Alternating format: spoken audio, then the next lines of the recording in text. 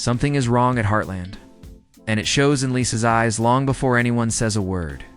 A simple morning at the ranch turns into a moment heavy with secrets, fear, and a painful surprise no one saw coming. As episode 8 unfolds, the people she loves start to notice a quiet storm, building inside her one that could change everything. The day begins softly at Heartland. The sun rises over the hills, casting a warm light across the barns and fields. Everything looks peaceful, but the calm doesn't reach the people living through this moment. There's an uneasy energy hanging in the air, the kind you feel before something important happens. Inside the main house, Lisa moves quietly through the kitchen. She tries to look busy, pouring coffee, tidying the counter, anything to avoid being still. Because when she's still, her mind takes her back to memories she thought she'd left behind. Her hands shake just slightly, but she hides it well. Years of strength have trained her to smile through anything. But today, that smile never comes. Jack watches her from the doorway. He knows Lisa better than anyone. He can tell that her silence isn't the peaceful kind, it's the painful, guarded kind. He asks if she slept all right, but she only nods, avoiding his eyes. It's not like her, and that alone tells Jack something is wrong. Outside, the ranch hands go about their morning routines. Horses are being saddled, tools are being gathered, and everyone is getting ready for another long day. But while life on the ranch moves on, Lisa feels stuck in a moment she can't escape. A memory from her past has pushed its way back into her life, and she's not ready to face it. The camera, or, in this case, the narration holds on Lisa as she steps outside. She breathes in the cool morning air, hoping it will settle the worry sitting in her chest. But it doesn't. She keeps glancing at the driveway, at the road leading toward the ranch, as if she's expecting someone. Or maybe hoping they won't come. The tension builds slowly, quietly. Nothing big has happened yet, but the episode makes it clear. Something difficult is coming for Lisa. And whatever it is has shaken her in a way we rarely see. Heartland has always been a place of healing. But in this moment, it feels like the past is reaching right into the present. Ready to reopen an old wound she never truly healed, Lisa knows the feeling before she even sees the source of it. It's that sharp twist in the stomach. The one that tells you something from your past is about to step back into your life whether you're ready or not. She's standing by the fence, brushing dust from her hands, when the sound hits her the slow crunch of gravel under tires. A car turning into the Heartland driveway. Not fast, not loud, but heavy, like it's carrying years of memories she hoped were buried for good. She freezes. For a moment, she doesn't breathe. The world around her keeps moving, birds calling, horses snorting, ranch hands talking, but everything in Lisa goes still. She doesn't want to look. She already knows who it is. She knew the moment she opened that letter days ago, the one she shoved deep into her drawer and pretended didn't exist. Jack steps out of the barn, just in time to see the car pull up. He studies Lisa, really studies her, and the look on her face hits him harder than the sight of the vehicle. She looks scared. And Lisa isn't someone who scares easily. That alone puts Jack on alert. The car door opens slowly, almost as if the person inside is afraid to. Lisa's eyes finally lift, and everything she tried so hard to hide breaks through shock. Hurt, anger, and something deeper. Something she never talks about. The kind of pain you carry for years but never say out loud. The figure steps out. We don't see their face clearly yet, just an outline. Familiar way of standing, a posture Lisa cannot forget, no matter how much time has passed. Her hands grip the fence so tightly her knuckles turn white. Jack starts walking toward her, instinctively protective. "Lisa," he calls softly, trying not to startle her. But she barely hears him. She's staring straight ahead, locked in a moment she hoped would never come. Every step the visitor takes toward her feels like a step backward in time, dragging Lisa into memories she spent years rebuilding herself from. She tries to steady her breathing, but her voice shakes when she finally whispers, I never thought they'd actually show up." The person from her past stops a few feet away, and though their face is still hidden from us, their presence alone is enough to pull every emotion out of Lisa's eyes. This isn't a simple reunion. This is the reopening of something she's never fully healed. Heartland has seen its share of storms, but this one is inside Lisa, quiet, invisible, and powerful enough to shake her entire world. The air between Lisa and the unexpected visitor is thick enough to feel. It's the kind of silence that makes everything around them fade: the wind, the horses, even Jack's footsteps. Lisa doesn't move at first. She's caught in a mix of shock and disbelief, as if she's trying to decide whether this moment is real or just a memory she's reliving. But memories don't drive onto a ranch. Memories don't stand there waiting for you to speak. This is real, and that reality hits her harder than she can handle. Finally, a person steps forward, just enough for the audience to see a glimpse of their face. Not fully just the edge of a familiar profile, the kind that instantly pulls old hurt to the surface. Lisa swallows hard. There's no hiding the tremble in her voice now. "Why are you here?" she asks, not angry, just tired.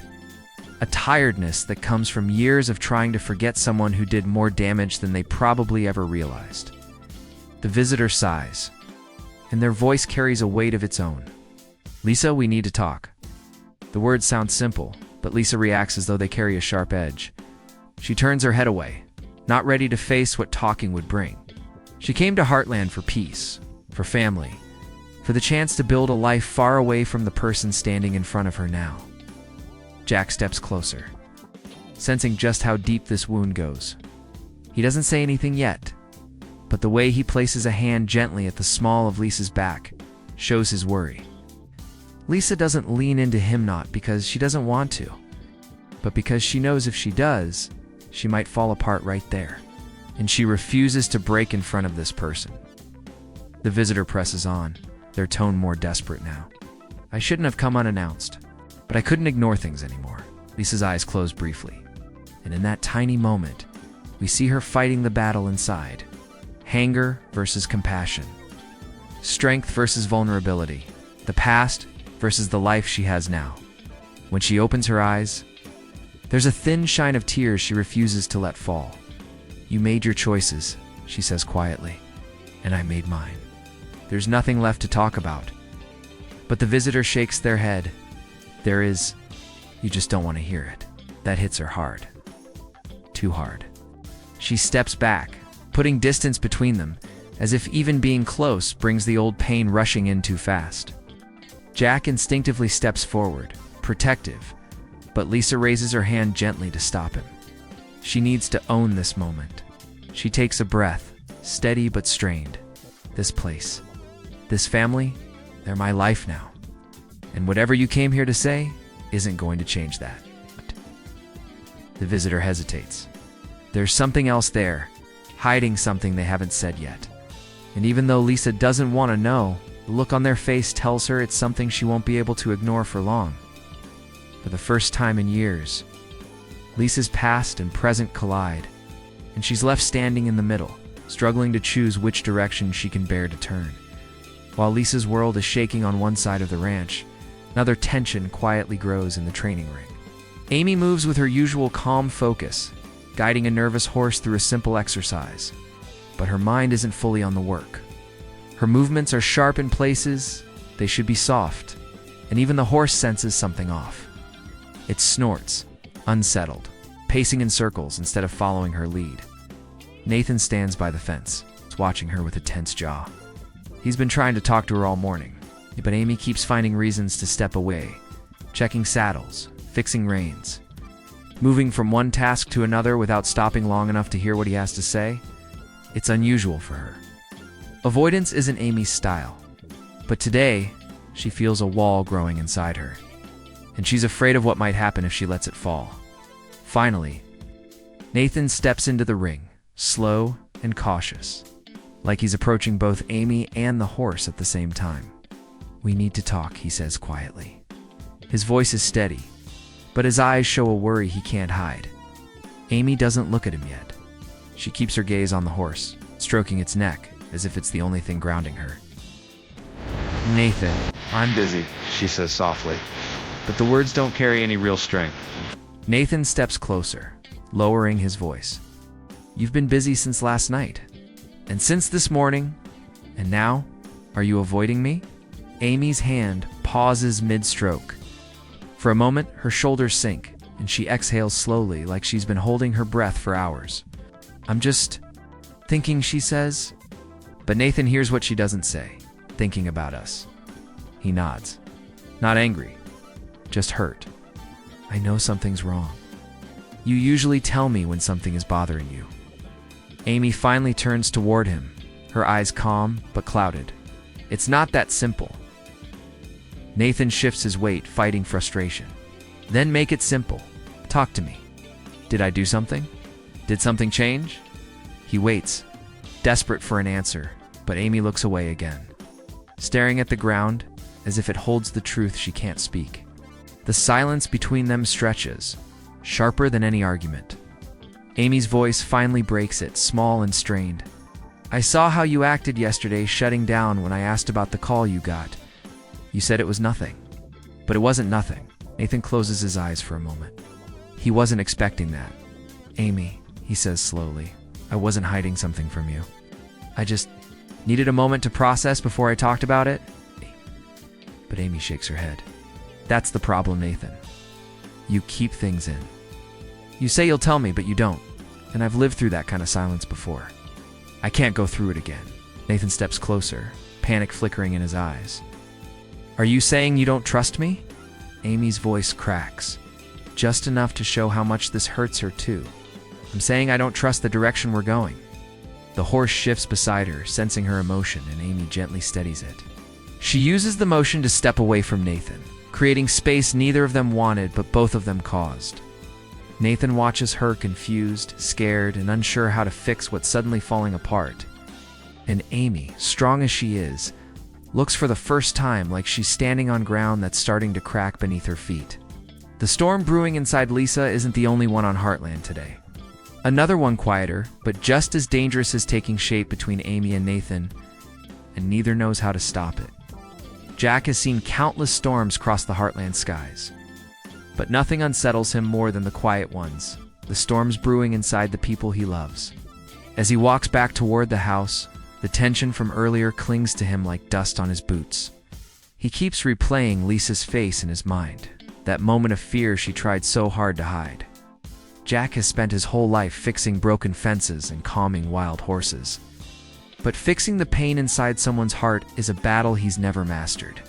He pauses near the porch steps, staring at the horizon as if the wind might give him answers.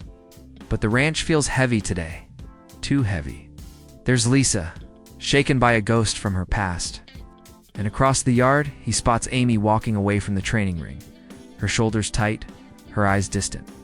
Jack knows that look.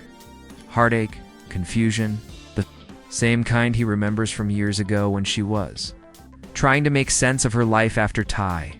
Seeing even a hint of that old pain rising again sends a twist through his chest. Part of him wants to go after Amy, wrap an arm around her shoulders, remind her she doesn't have to carry everything alone. But another part tells him he needs to stay close to Lisa first. She's the one who looks like she's standing on the edge of something she hoped she'd never face again. He pushes the porch door open and steps inside to find Lisa sitting at the table, hands clasped tightly together. She looks up, and for a brief second, Jack sees something he hasn't seen in years: uncertainty. Real, raw uncertainty. The kind she doesn't show anyone. The kind she tried to hide from even him. Jack sits across from her, not saying a word. He knows better than to push. Sometimes silence is the only safe place to start. Lisa doesn't meet his eyes at first. She stares at the wood grain on the table as if it holds the strength she's losing. He shouldn't have come here. She finally whispers. Jack's jaw tightens. The visitor, whoever he is, has clearly shaken her more than she's willing to admit. "Do you want me to talk to him?" Jack asks gently. It's not a threat, not a promise, just Jack being Jack, offering his steady calm in the middle of her storm. Lisa shakes her head. "No, not yet. I need time." She looks up then, and the pain in her eyes is sharper than before. "Jack, I thought that part of my life was over. I thought I had closed every door.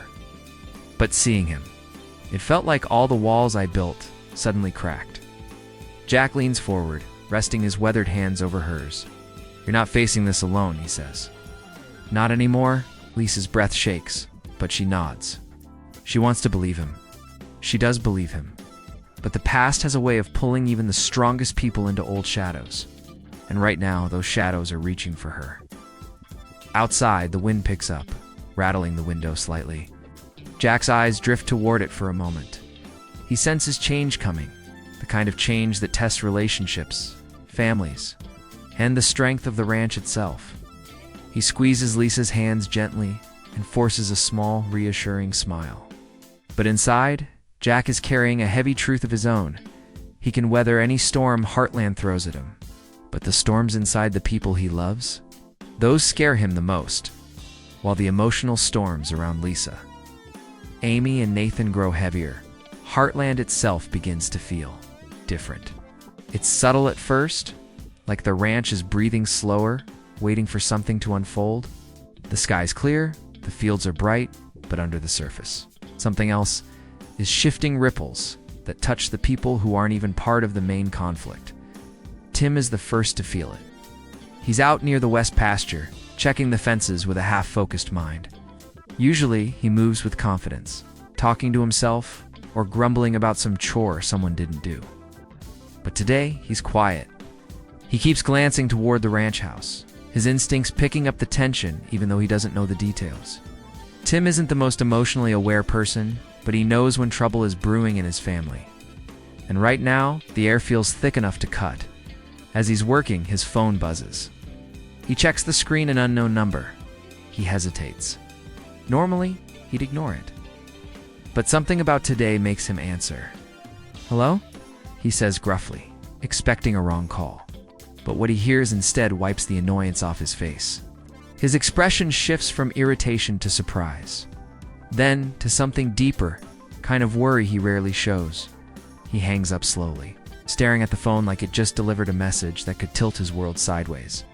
Meanwhile, Georgie's name comes up in a different way. In the loft, Lou finds a small package in the day's mail, a padded envelope with no return address. She opens it carefully, expecting something work-related. Instead, she pulls out a simple postcard. Nothing dramatic at first glance. But when Lou flips it over, her breath catches. It's from Georgie, short, barely a few words, but meaningful enough that Lou must sit down. "I'm thinking about coming home. I'll explain everything soon." Lou feels a rush of relief and nervous excitement. Georgie has been distant lately, too distant. For her to reach out of nowhere means something big is happening in her life. Something that might collide with everything already stirring at Heartland. And then there's Lindy. The youngest heart in the family always seems to notice things the adults overlook. She watches Amy return from the training ring, her face tired, her steps slow. Lindy doesn't understand adult problems, but she knows when her mom is sad. She picks a wildflower from the yard-crooked stem, slightly wilted end, holds it tightly as she follows Amy inside. She doesn't ask questions. She simply places the flower in Amy's hand and hugs her waist. Amy kneels, pulling her close. And for the first time all day, Amy breathes a little easier. Each of these small threads Tim's mysterious call. Georgie's sudden message, Lindy's quiet understanding, pull the story in new directions. None of them know the full weight of what Lisa is facing, or the fragile line Amy and Nathan are walking, but the ranch feels it through them. Every storyline, every emotion, every choice is beginning to move toward a point where they will all collide. Heartland has always been a place where separate struggles eventually meet in the same kitchen, around the same table, under the same roof. And now, the ranch is filling with unspoken truths. New secrets, old fears, and unexpected returns. Something is building. Something big.